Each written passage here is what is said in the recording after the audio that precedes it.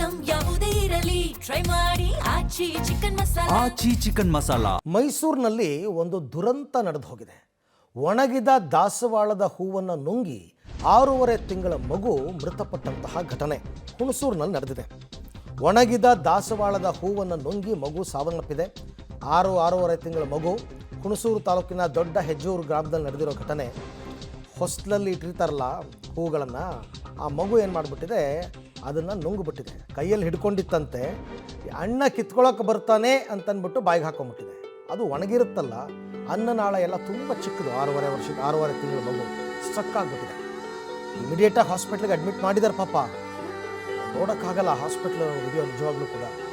ಎಲ್ಲ ಪ್ರಯತ್ನ ಪಟ್ಟಿದ್ದಾರೆ, ಆದರೆ ಬದುಕುಳಿಲಿಲ್ಲ. ಚಿನ್ಮಯಿ ಗೌಡ ಅಂತ 6 ತಿಂಗಳ ಮಗು.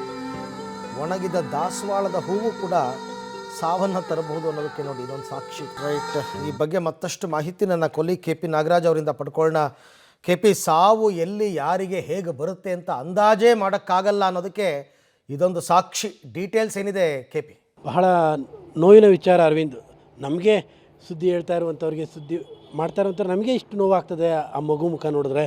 ಇನ್ನು ಎತ್ತವರ ನೋವು ಎಂಥದ್ದಿದೆ ಅನ್ನುವಂಥದ್ದಕ್ಕೆ ಪದಗಳೇ ಇಲ್ಲ. ಅಣ್ಣ ತಮ್ಮ ಇಬ್ಬರು ಕೂಡ ಜೊತೆಯಲ್ಲಿ ಆಟ ಆಡ್ತಾ ಇದ್ದಂಥವ್ರು. 6 ತಿಂಗಳ ಮಗು ಇದು. ಸಾಮಾನ್ಯವಾಗಿ ಪೂಜೆಗಳ ಮಾಡಿದಂಥ ಸಂದರ್ಭದಲ್ಲಿ ಪ್ರತಿದಿನವೂ ಕೂಡ ಹೊಸ್ಲ ಮೇಲೆ ಹೊಸ್ಲಿಗೂ ಕೂಡ ಪೂಜೆ ಮಾಡುವಂಥದ್ದು ಸಂಪ್ರದಾಯ ಇದೆ. ಆ ಸಂಪ್ರದಾಯದ ಪ್ರಕಾರವಾಗಿ ದಾಸವಾಳದ ಹೂವು ಇಟ್ಟಿದ್ದಾರೆ. ಅದು ಒಣಗಿದೆ. ಮಗು ಆಟ ಆಡ್ತಾ ಅದನ್ನು ಬಾಯಿಗೆ ಇಟ್ಕೊಳ್ಳುತ್ತೆ. ಅವರ ಅಣ್ಣ ಅದನ್ನು ತಪ್ಪಿಸೋ ಪ್ರಯತ್ನ ಮಾಡ್ತಾನೆ, ಅದನ್ನ ತಿನ್ನಬಾರ್ದು ಅಂತ. ಯಾಕೆಂದ್ರೆ ಅಣ್ಣಗೆ 2 ವರ್ಷ, ಅಣ್ಣನಿಗೆ ಬುದ್ಧಿ ಇದೆ, ಅದು ತಿನ್ನಬಾರ್ದು ಅಂತಾನೆ. ಮಗು ಎಲ್ಲಿ ಕಿತ್ಕೊಂಡ್ಬಿಡ್ತಾನೋ ಇವನು ಅನ್ನೋ ಬರದಲ್ಲಿ ನುಂಗ್ಕೊಂಡ್ಬಿಟ್ಟಿದೆ ಅರವಿಂದ್. ತತ್ಕ್ಷಣದಲ್ಲೇ ಮಗು ಅವು ನುಂಗಿರುವಂಥದ್ದನ್ನು ತಂದೆ ತಾಯಿಗೆ ಹೇಳ್ತದೆ ಮೊದಲನೇ ಮಗ. ಅಷ್ಟರೊಳಗಡೆ ಮಗುಗೆ ಉಸಿರಾಟದಲ್ಲೂ ದೊಡ್ಡ ಪ್ರಾಬ್ಲಮ್ ಆಗುತ್ತೆ.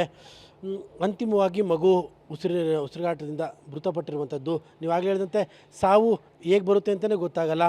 ಅದರಲ್ಲೂ ಕೂಡ 6 ತಿಂಗಳ ಈ ಮಗುವಿನ ಸಾವು ನಿಜಕ್ಕೂ ಕೂಡ ಜೀರ್ಣ ಮಾಡೋಕ್ಕೂ ಕೂಡ ನಮ್ಮಂಥರ ಕೈಲೇ ಆಗ್ತಾಯಿಲ್ಲ ಅನ್ನೋದಾದರೆ ಎತ್ತ ತಂದೆ ತಾಯಿ ಕೈಲಂತೂ ಸಾಧ್ಯ ಇಲ್ಲದ ಮಾತು ಅರವಿಂದ್.